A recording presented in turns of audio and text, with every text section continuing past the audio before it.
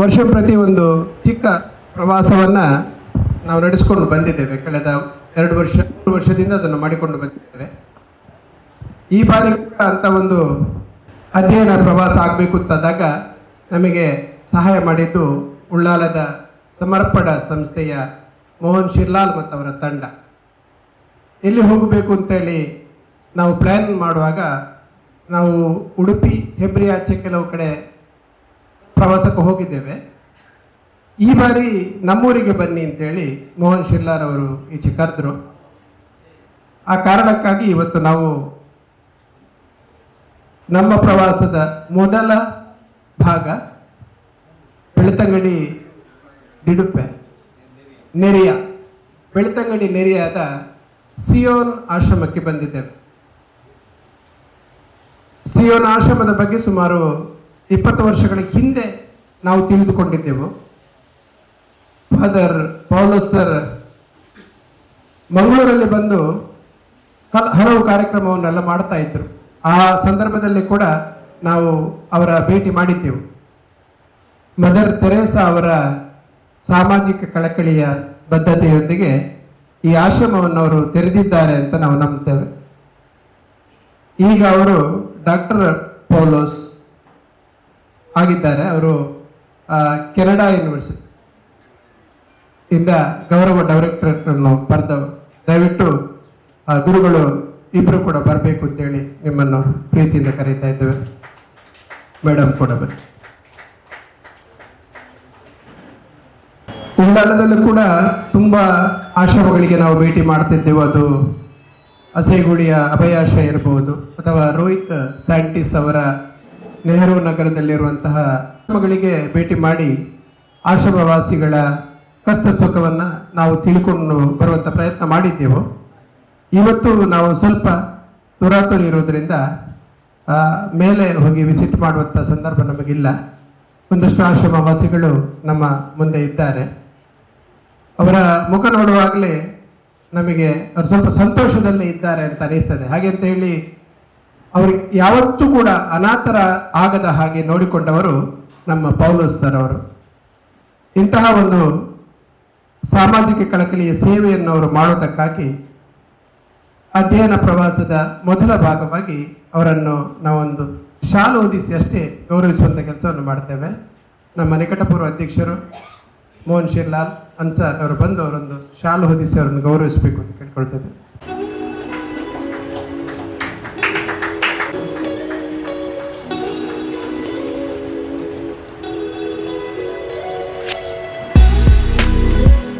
ಸಿಯೋನ್ ಆಶ್ರಮ ಪೌಲೋಸ್ತರ ಆರಂಭ ಮಾಡಲಿಕ್ಕೆ ಕಾರಣ ಆದ ಅಂಶಗಳು ಮತ್ತು ಈಗ ಅವರು ಮಾಡ್ತಿರೋ ಸೇವೆಯ ಬಗ್ಗೆ ಒಂದೆರಡು ಮಾತುಗಳನ್ನು ಸರ್ ನಮ್ಮ ಜೊತೆಗೆ ಹಂಚಿಕೊಳ್ಬೇಕು ಅಂತ ಕೇಳಿಕೊಳ್ತಿದ್ದೆ. ಪತ್ರಕರ್ತ ಮಾಧ್ಯಮದವರಿಗೆ ಪ್ರಥಮವಾಗಿ ಸಿಯೋನ್ ಆಶ್ರಮ ಪರವಾಗಿ ತುಂಬ ಹೃದಯದ ಸ್ವಾಗತವನ್ನು ಬಯಸ್ತಾ ಇದ್ದೇನೆ.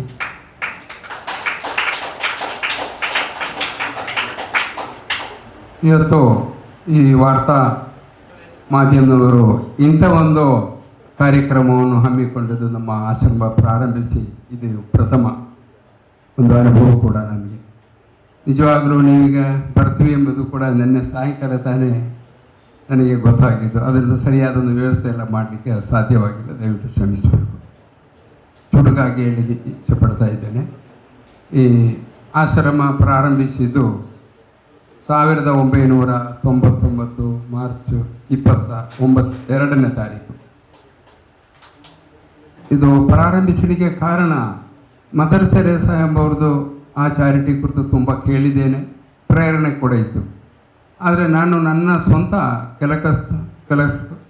ಕೆಲಸಕ್ಕೋಸ್ಕರ ಪಾಲಕ್ಕಾಡ್ ಎಂಬ ಪ್ರದೇಶಕ್ಕೆ ಹೋಗಿದ್ದೆ.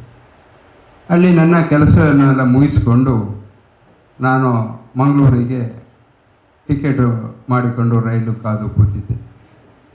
ಆ ಸಂದರ್ಭದಲ್ಲಿ ನಾ ಕಂಡ ದೃಶ್ಯ ಏನಂತ ಹೇಳಿದರೆ, ನಮ್ಮಂಥವರು ತಿಂದು ಬಾಕಿ ಉಳಿದ ಎಂಜಲನ್ನು ಆ ಕೆಳಗೆ ಆ ಡ್ರೈನೇಜಿಗೆ ಹಾಕ್ತೀವಿ.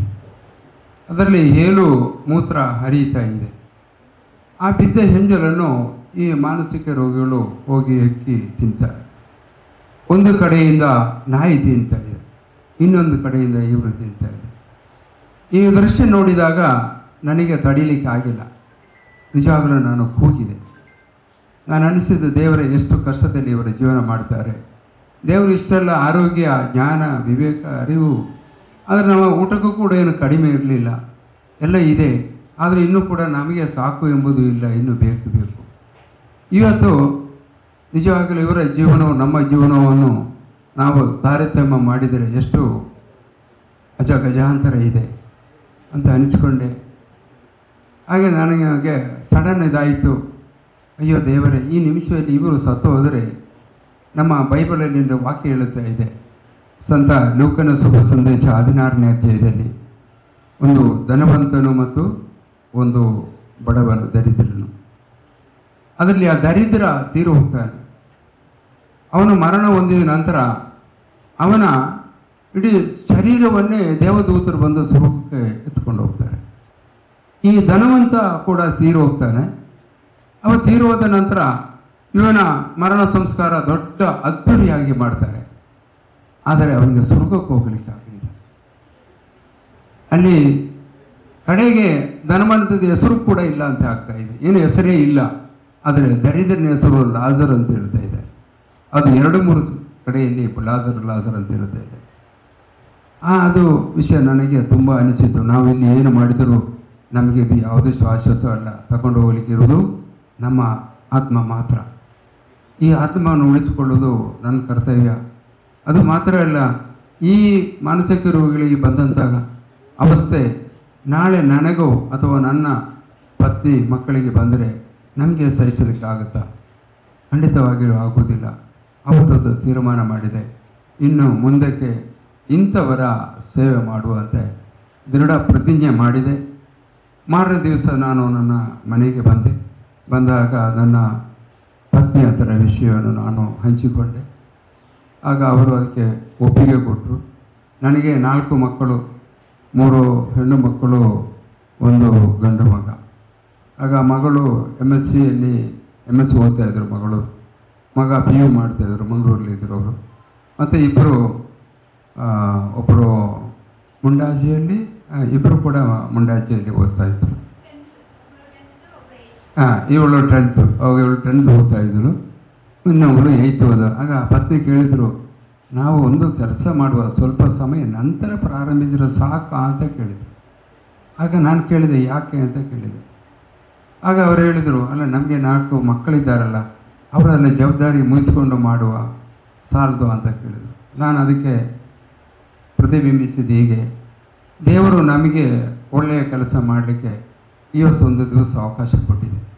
ನಾಳೆ ಎಂಬುದು ನಮಗೆ ಇಲ್ಲ, ಯಾರಿಗೂ ಗ್ಯಾರಂಟಿ ಇಲ್ಲ. ಈ ಶ್ವಾಸ ನಾವು ಈ ಮಾತಾಡುವ ಅಷ್ಟು ಹೊತ್ತಿಗೆ ಮಾತ್ರ, ಅದು ಪೂರ್ಣಗೊಳಿಸ್ತೀವೋ ಇಲ್ಲ ಎಂಬುದು ನಮಗೆ ಯಾರಿಗೂ ಗ್ಯಾರಂಟಿ ಹೇಳಲಿಕ್ಕೆ ಆಗೋದಿಲ್ಲ. ಆದರೆ ನಾವು ಅದರ ಕುರಿತು ಚಿಂತೆ ಬೇಡ. ದೇವರಿದ್ದಾರೆ, ಅವರೆಲ್ಲ ನಡೆಸ್ತಾರೆ, ದೇವರಲ್ಲಿ ಭರವಸೆ ಇಡುವ ಅಂತ ಹೇಳಿದರು. ಅವರು ಅದಕ್ಕೆ ಒಪ್ಪಿಗೆ ಸೂಚಿಸಿದರು. ಹಾಗೆ ಪ್ರಾರಂಭಿಸಿದ್ದು. ಸ್ವಂತ ಮನೆ ಇಲ್ಲೇ ಇದೆ, ಇವ್ರನ್ನ ತೋರಿಸಿಕೊಟ್ಟಿದ್ದೇನೆ. ಇದರ ಪಕ್ಕದಲ್ಲಿ ಇದೆ ಮನೆ, ಒಂದು ಬಿಳಿ ಪೇಂಟ್ ಹಾಕಿದ್ದು ಮನೆ. ಅದರಲ್ಲಿ ಪ್ರಾರಂಭಿಸಿದ್ದು. ಒಂದು ವ್ಯಕ್ತಿಯಿಂದ ಪ್ರಾರಂಭಿಸಿ 65 ಮಂದಿವರೆಗೆ ಆ ಮನೆಯಲ್ಲೇ ಪ್ರಾರಂಭಿಸಿ. ಆ ಮನೆಯದು ಫೋಟೋ ಅಲ್ಲಿ ಕಾಣ್ತಾ ಇದೆ, ಮಧ್ಯದಲ್ಲಿ ಕಾಣ್ತಾ ಇದೆ. ಈಗಲೂ ಕೂಡ ಅದೇ ಮನೆಯಲ್ಲಿ ಇದ್ದೇನೆ. ಅದರ ನಂತರ ಅದರ ಆ ಕಡೆ ಅವಧಿನ 3 ಶೆಡ್ಡುಗಳು, ಅಟ್ಟಿಗಳು ಕಾಣ್ತಾ ಇದೆ. ಆ ಅಟ್ಟಲ್ಲಿ ಮಾಡಿಕೊಂಡಿದ್ದೆ. ಅದರ ನಂತರ ಸ್ವಲ್ಪ ನೂರಾರು ದಾನಿಗಳು ಸಹಾಯದಿಂದ ಬಂದವರು ಅವರಿಗಿಂದ ಕೈಯಿಂದ ಸಾಧ್ಯ ಆದಷ್ಟು ಎಲ್ಲ ಕೊಟ್ಟು ಮಾಡಿ ಇಷ್ಟುವರೆಗೆ ಈ ಮಟ್ಟಕ್ಕೆ ಬಂದು ನಿಂತಿದೆ. ಇವಾಗ ಇಲ್ಲಿ 385 ರೋಗಿಗಳಿದ್ದಾರೆ. ಎಲ್ಲ ರಾಜ್ಯದವರು, ಎಲ್ಲ ಭಾಷೆಯವರು, ಎಲ್ಲ ಪ್ರಾಯದವರು. ಇಲ್ಲಿ ಹುಟ್ಟಿದ್ದು 13 ಮಕ್ಕಳಿದ್ದಾರೆ. ಅಂದರೆ ಕೆಲವು ಹೆಂಗಸರು ಮಾನಸಿಕ ರೋಗಗಳಲ್ಲಿ ದಾರಿಯಲ್ಲಿ ಇಲ್ಲಿ ತಿರುಗಾಡ್ತಾ ಇರ್ತಾರೆ. ಅವರನ್ನು ನಮ್ಮಂಥ ಬುದ್ಧಿವಂತರು ದುರ್ವಿನಿಯೋಗ ಮಾಡಿಕೊಂಡು ಅವರನ್ನು ಕೆಡಿಸಿ ಆಗಿದ್ದಂಥ ಮಕ್ಕಳು. ಆ ಮಕ್ಕಳು ಹುಟ್ಟಿದಲ್ಲೇ ನಮಗೆ ಸಿಕ್ಕುವಾಗ 5 ತಿಂಗಳು, 6 ತಿಂಗಳು, 8 ತಿಂಗಳು ಮಕ್ಕಳಲ್ಲ, ಗರ್ಭಿಣಿಯವರು. ಅವರೊಂದಿಗೆ ಎಲ್ಲ ಶುಶ್ರೂಷೆಯನ್ನು ಇವರೆಲ್ಲ ಆರೈಕೆ ಮಾಡ್ತಾ ಇದ್ದದ್ದು ನನ್ನ ಧರ್ಮಪತ್ನಿಯೇ ಮಾಡ್ತಾ ಇದ್ದದ್ದು. ಹಾಗೆ ಈಗ ಮಕ್ಕಳೆಲ್ಲ ಕಲಿತಾ ಇದ್ದಾರೆ. ಈಗ ಅದರಲ್ಲಿ 3 ಜನ ಈಗ ನರ್ಸಿಂಗ್ ಮಾಡ್ತಾ ಇದ್ದಾರೆ. ಕೆಲವರನ್ನು ಕಳೆದ ವರ್ಷ ಕೂಡ ಒಬ್ಬಳಿಗೆ ನರ್ಸಿಂಗ್ ಕಂಪ್ಲೀಟ್ ಮಾಡಿ ಕೆಲಸ ತೆಗೆಸಿಕೊಟ್ಟು ಮದುವೆ ಕೂಡ ಮಾಡಿಸಿದ್ದಾರೆ. ಇನ್ನೊಬ್ಬರು ನರ್ಸಿಂಗ್ ಮಾಡಿ BSc ನರ್ಸಿಂಗ್ ಮಾಡಿ ಕುವೈಟಲ್ಲಿ ಕೆಲಸ ಮಾಡ್ತಾರೆ. ಕೆಲವು ಮಕ್ಕಳು, ಇನ್ನೊಂದು ಮಗಳು ಅದು ತಾಯಿ ಮಗಳನ್ನು ಒಟ್ಟಿಸಿ ತೆಗೆದು ಅವಳು ಇಂಜಿನಿಯರಿಂಗ್ ಮಾಡಿ ಕಂಪ್ಯೂಟರ್ ಇಂಜಿನಿಯರಿಂಗ್ ಮಾಡಿ ಈಗ ಬೆಂಗಳೂರಲ್ಲಿ ಕೆಲಸ ಮಾಡ್ತಾ ಇದ್ದಾರೆ.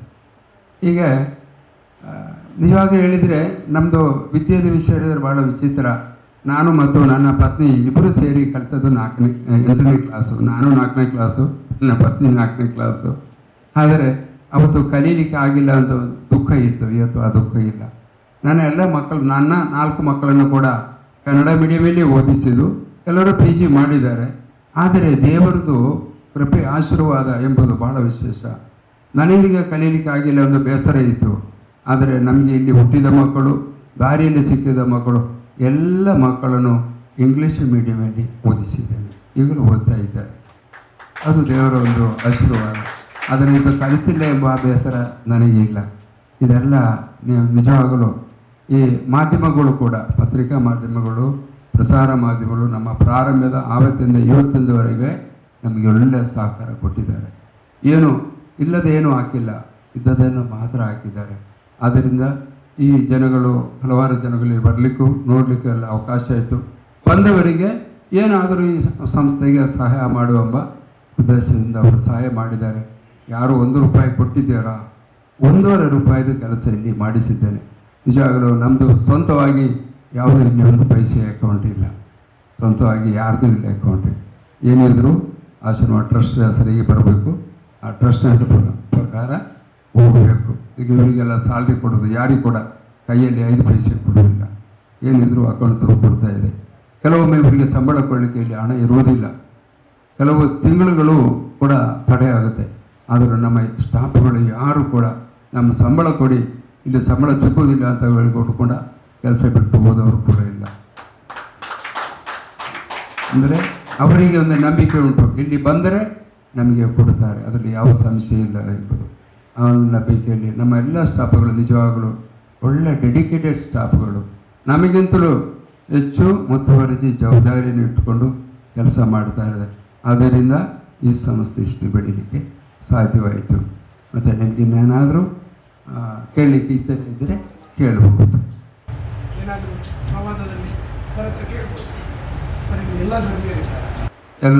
ಇಲ್ಲಿ ಎಲ್ಲ ಧರ್ಮದವರಿದ್ದಾರೆ, ಎಲ್ಲ ರಾಜ್ಯದವರು, ಎಲ್ಲ ಪ್ರಾಯದವರಿದ್ದಾರೆ. ಇಲ್ಲಿ ಮೆಜಾರಿಟಿ ಆಫ್ ಹಿಂದೂಸ್, 70% ಹಿಂದೂಸ್ ಇದ್ದಾರೆ. ಒಂದು 20% ಕ್ರಿಶ್ಚಿಯನ್, 10% ಮುಸ್ಲಿಮ್ಸ್ ಹಾಗೆ ಇದ್ದಾರೆ. ಅದೆಲ್ಲ ಪ್ರಾಯ.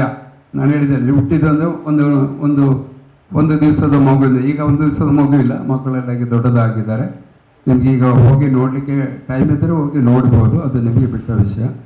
ಮತ್ತು ಕೆಲವು ಮಕ್ಕಳು ಹುಟ್ಟಿದ ಆವತ್ತಿಂದ ಇವತ್ತುವರೆಗೆ 18, 20, 30 ವರ್ಷ ಆಗಿದ ಮಕ್ಕಳಿದ್ದಾರೆ. ಇನ್ನೂ ಎದ್ದು ನಡೆದಾಡುವಂಥ ಪರಿಸ್ಥಿತಿಯಲ್ಲಿ ಇಲ್ಲ. ಅಂಥ ಮಕ್ಕಳು ಕೂಡ ಇಲ್ಲಿದ್ದಾರೆ. ಸರ್, ಕೃಷಿ ಚಟುವಟಿಕೆಗೆ ಇವರಿಂದ ಅಷ್ಟು ಮಾಡಿಸಲಿಕ್ಕೆ ಆಗೋದಿಲ್ಲ. ಕೆಲವು ನಮ್ಮದು ಕಟ್ಟಣದ ಕೆಲಸಗಳಿದ್ದರೆ ಸ್ವಲ್ಪ ಇಟ್ಟಿಗೆ ತಗೊಂಡು ಕೊಡುವುದು, ಅದು ಸ್ವಲ್ಪ ಹೊಯ್ಗೆ, ಸ್ವಲ್ಪ ನೀರು ಇದೆಲ್ಲ ತಗೊಂಡು ಕೊಡೋದು, ಆ ಕೆಲಸವನ್ನು ಅವರು ಕೇಳಿದ್ದು. ಎಲ್ಲರೂ ಮಾಡೋದಿಲ್ಲ. ನಾವು ಮಿಷನ್ ಇಟ್ಟಿದ್ದೇನೆ, ಅದು ಲ್ಯಾಂಡ್ರಿ ಉಂಟು, ಅದರಲ್ಲಿ ಕೂಡ ಕೆಲವರು ಹೆಲ್ಪ್. ಒಂದು ಸ್ಯಾಲರಿ ಸ್ಟಾಫ್ 4 ಜನ ಮಾತ್ರ ಕಿಚನಲ್ಲಿ ಇರೋದು, ಸಾಕಾಗೋದಿಲ್ಲ.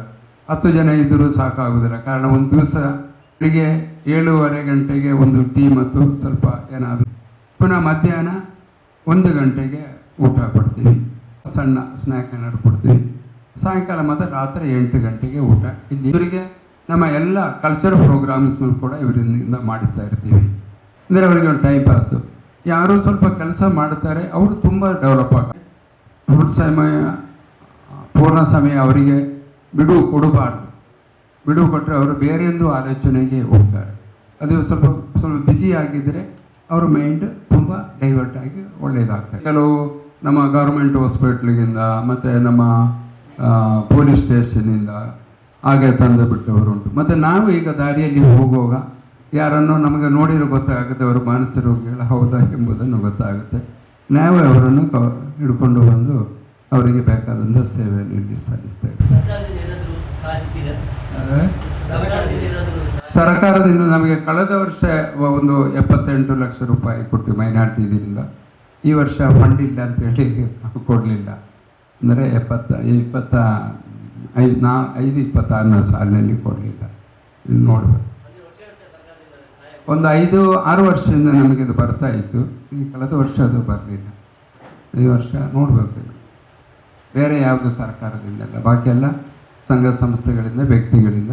ನಿಜವಾಗಲೂ ನಮಗೆ 4.5 ಕೋಟಿ ಮೇಲೆ ಒಂದು ವರ್ಷಕ್ಕೆ ಖರ್ಚು ಇದೆ. ಇದು 21 ಎಕರೆ ಜಾಗ ಇದೆ. ಇಲ್ಲ, ನಮಗೆ ಲ್ಯಾಂಡ್ ರಿಫಾರ್ಮ್ ಆ್ಯಕ್ಟ್ ಪ್ರಕಾರ ಜಡ್ಜ್ಮೆಂಟ್ ಆಗಿ ಬಂದಿರೋದು. ಇದು ನಾವು ಸ್ಟಾರ್ಟ್ ಮಾಡಿ ಈಗ 27 ವರ್ಷ ದಾಟಿದೆ. ಆದರೆ ಈ ಜಾಗ ನಮಗೆ ಲ್ಯಾಂಡ್ ರಿಫಾರ್ಮ್ ಆ್ಯಕ್ಟಲ್ಲಿ 1982ನೇ ಇಸ್ವಿಯಲ್ಲಿ ನಮಗೆ ಬಂದಿದೆ. ಆದರೆ ನಾವಿಲ್ಲಿ ಬಂದು ವಾಸ್ತವ್ಯ ಶುರು ಮಾಡಿ 74 ವರ್ಷಗಳಾಯಿತು. ಈ ವಿಲೇಜಲ್ಲಿ ಇದೆ 74 ವರ್ಷ. ಸರಿ, ಪ್ರಶಸ್ತಿಗಳೇನು ಅದು ತುಂಬ ಬಂದಿದೆ. ನೀವು ಬೇಕಾದರೆ ಆದರೆ ನಾವು ಪ್ರಶಸ್ತಿಯನ್ನು ಬಯಸಿಕೊಂಡು ಕೆಲಸ ಮಾಡೋದಲ್ಲ. ನಮ್ಮ ಕರ್ತವ್ಯ ಏನು, ಸಮಾಜಕ್ಕೆ ನಾವು ಏನಾದರೂ ಅಳಿಲ ಸೇವೆ ಮಾಡುವ ಒಂದು ಉದ್ದೇಶವನ್ನು ಇಟ್ಟುಕೊಂಡಿದ್ದೇವೆ.